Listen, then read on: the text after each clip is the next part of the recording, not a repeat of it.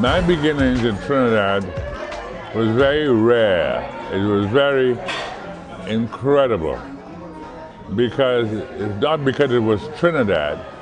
It would have been that way anywhere I lived, because I had an incredible father and mother. Incredible. Daddy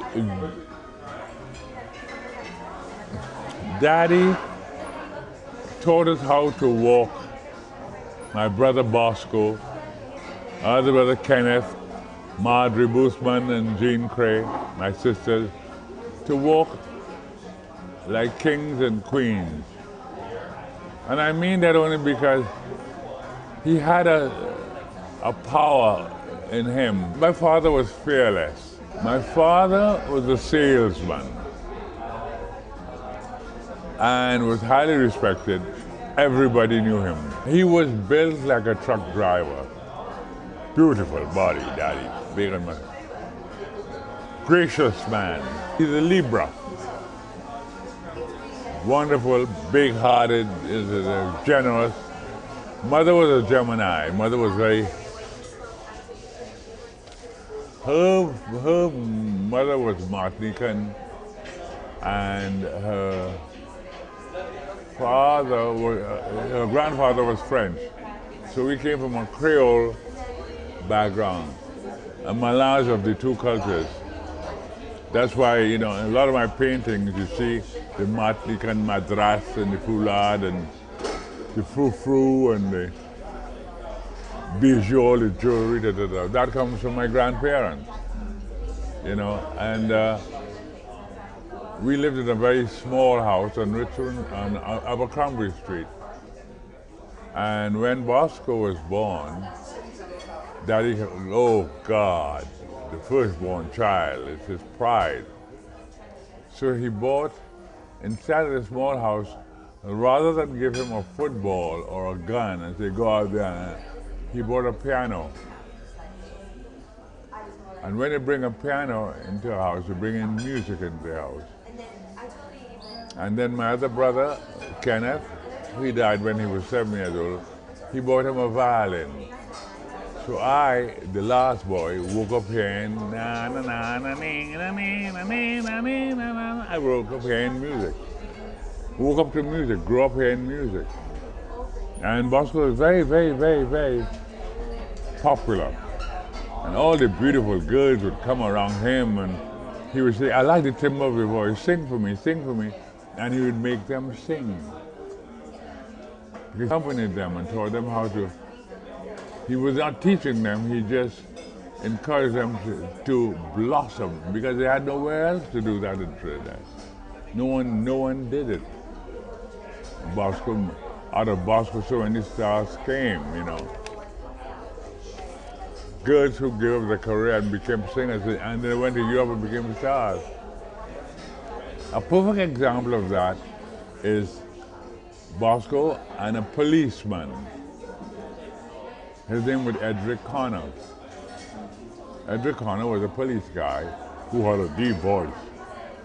And at that time, Paul Robeson was popular. And he wanted to be the first West Indian Paul Robeson. Old man, the river, that old man. And Bosco encouraged him to sing. And all of a sudden, the police got the balls to get up on stage and sing in front of an audience. Everybody loved Edric Connor. He became very famous, very successful. He went to London. He did movies. He did a movie called Moby Dick. He was in Moby Dick. He did the wonderful calypsos, old calypsos, and folk songs that Harry Belafonte adopted.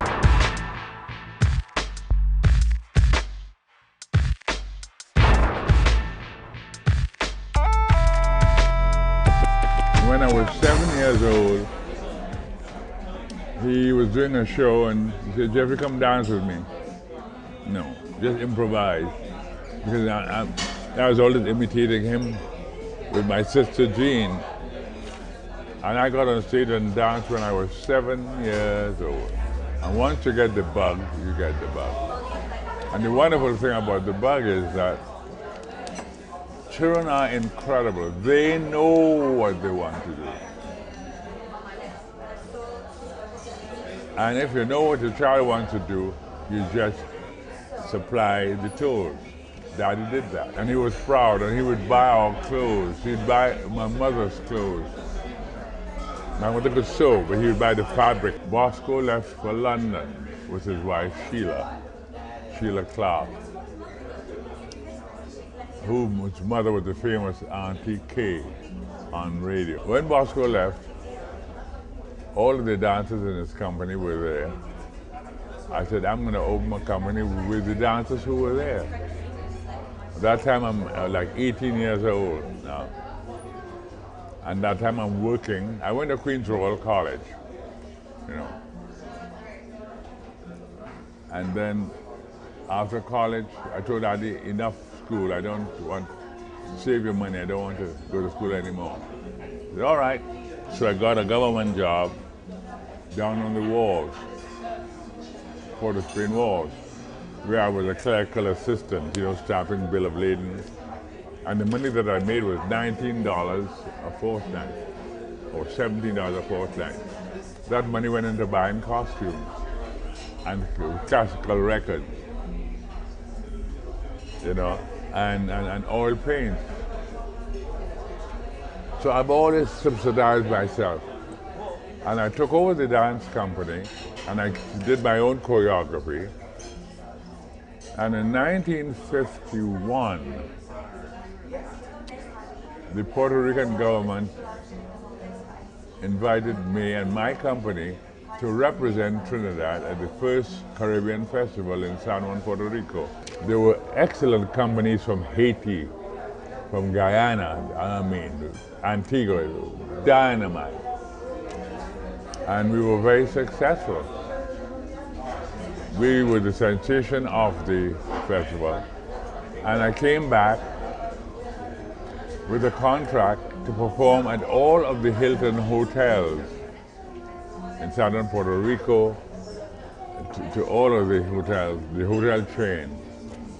My head got that big. Well, can you imagine an 18-year, no, by this time I'm 21. And they applauded me so much that night on that stage that I went to my dressing room and locked myself overnight, cried like a baby. Like a baby, because because we take chances. We took chances. We didn't bitch.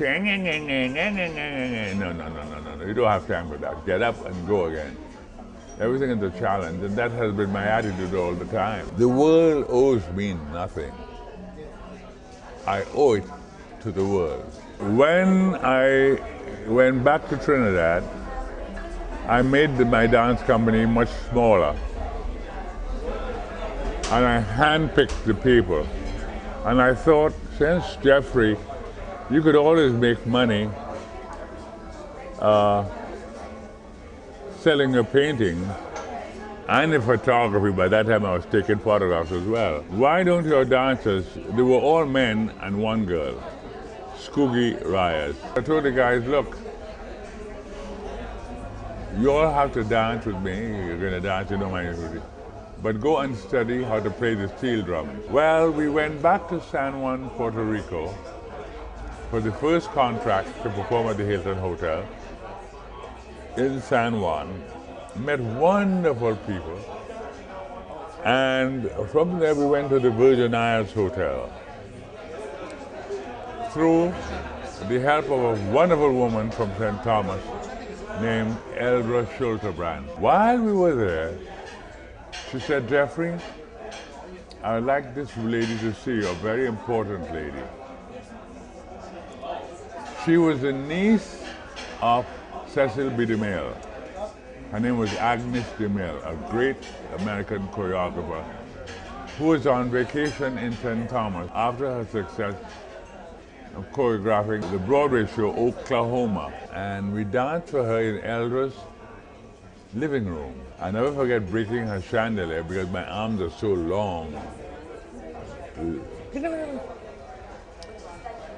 Agnes was very impressed.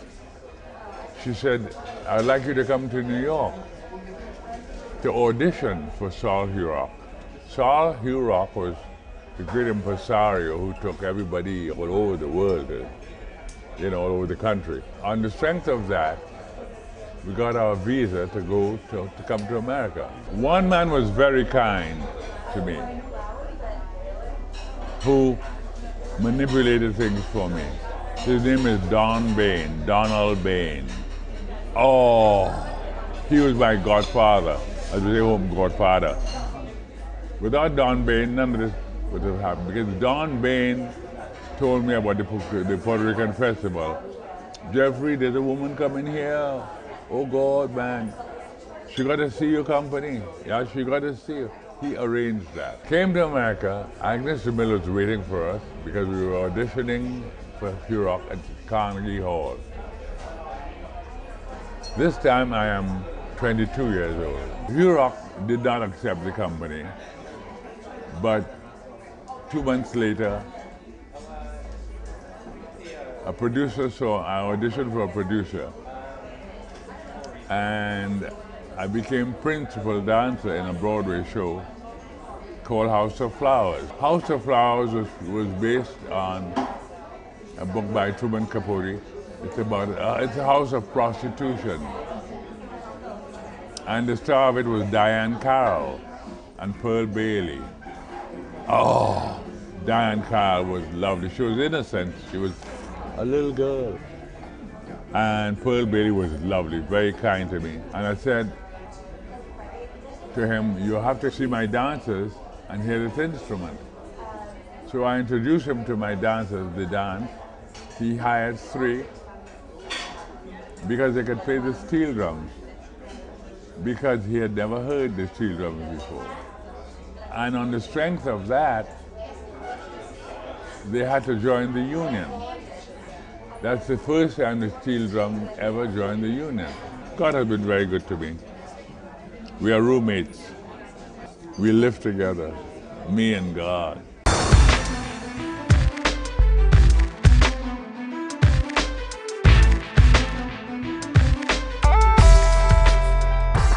But there was the artist. Anything she did turned into a piece of art. Oh, she could paint with the 2 lines. She showed my brother how to paint with 3 lines. That's it. Go. And he took that 3 lines and he began painting. And I was a thief. I stole all Bosco's paints. That's how I began to paint. I didn't have money, I was a little boy. I stole his paints one day, he went out. And I had no canvases, so I took a shoebox and I cut it up in pieces and painted on the cardboard. And I took his paintings off the wall and put mine up with some thumbtack. And luckily, Mr. Carlton Comer, who at that time was the head of the Trinidad Public Library, came to see Bosco. Bosco was not there, but with him was a man named Dr. Cecil Marquez from the Harlem Hospital in New York. He was in Trinidad on vacation. And Dr. Marquez saw my little paintings on the wall. He said, oh, who did these?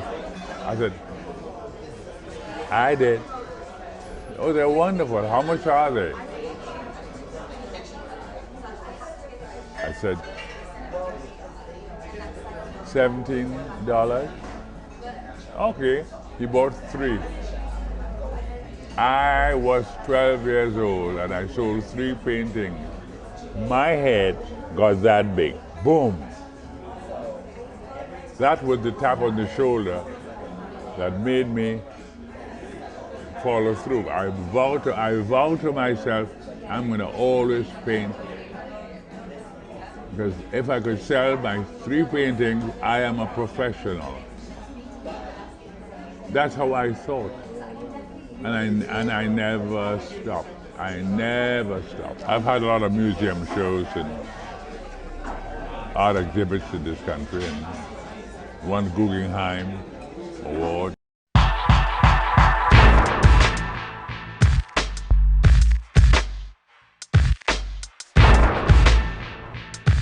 I had the most beautiful wife in the world, Carmen de Lavallade, whom I met in House of Flowers. A great actress and dancer. I proposed to her 4 days after I met her. Why?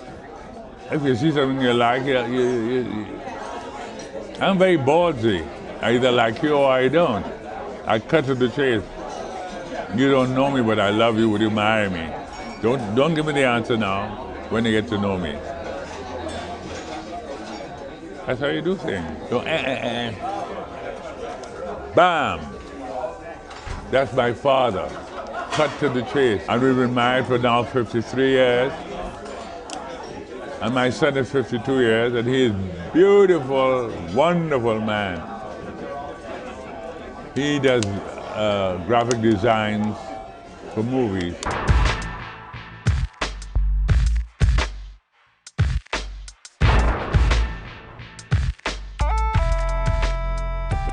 When Bosco had his own dance company, oh my God, I used to that. And mother would make the costumes. You know, she would sew them. Bosco would design them, she would sew them. And she began to get arthritis. So I would help her, you know, pedal the machine. So I learned not to sew, but what mother is doing is going to come in handy one day. I did the Wiz. I did the costumes, I directed the night. I got 2 Tony Awards for directing and costume design. Timbuktu with Eartha Kitt. I did the costumes, choreographing, and the directing. I love doing it all because then it gets me a thought.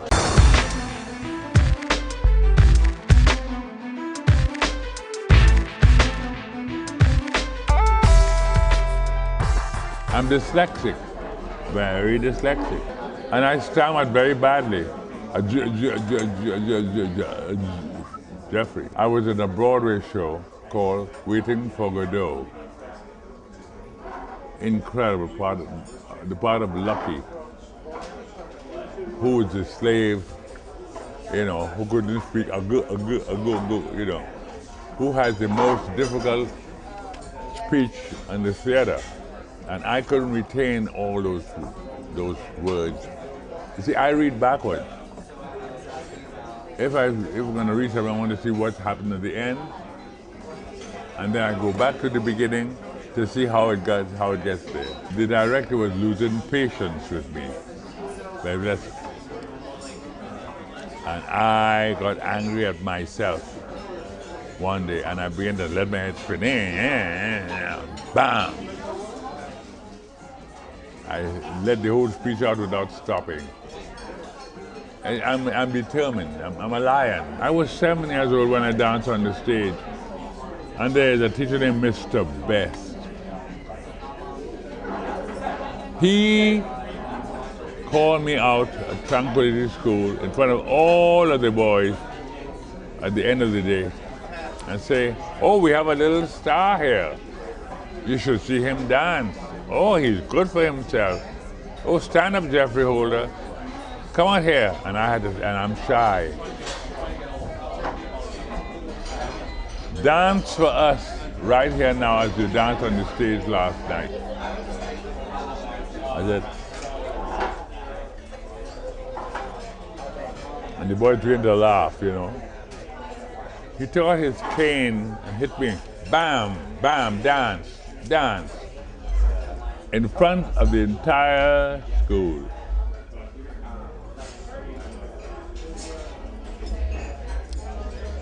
That bitch. That evil bitch. Can you imagine all of the boys they destroyed who were dyslexic?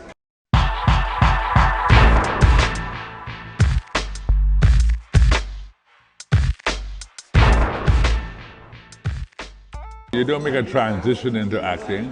Dancing is acting without words. Look, I'm a saint.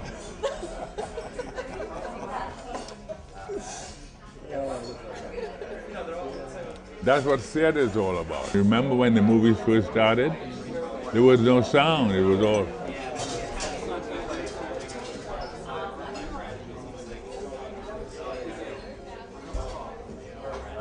It's all emoting. You're acting every day when you go to see your boss. You're acting every day when you go to meet your girlfriend. You're acting and you're showing off and you're a bad actress when you're with your girlfriend and you're gossiping. Have you seen Phyllis?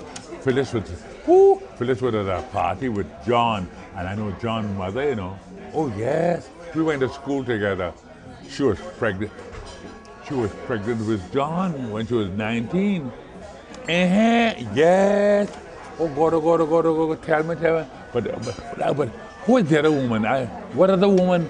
That woman, that was Elvira. That was his nenen. I knew Elvira, I went to school with Elvira. Oh God. She was fat. Elvira was so fat she couldn't get to the door. She loved pork. She used to eat pork as though it's going out of style. And Pickfoot, forget it. She wound up looking like a dumpling. You ever see a dumpling on a Sunday morning? A leftover dumpling? A big dumpling? Not cuckoo, not callaloo, but a dumpling. Oh, another Chinese dumpling, you know. A big dumpling. I am sick. I am sick. Acting is just an extension of dancing. We're all actors.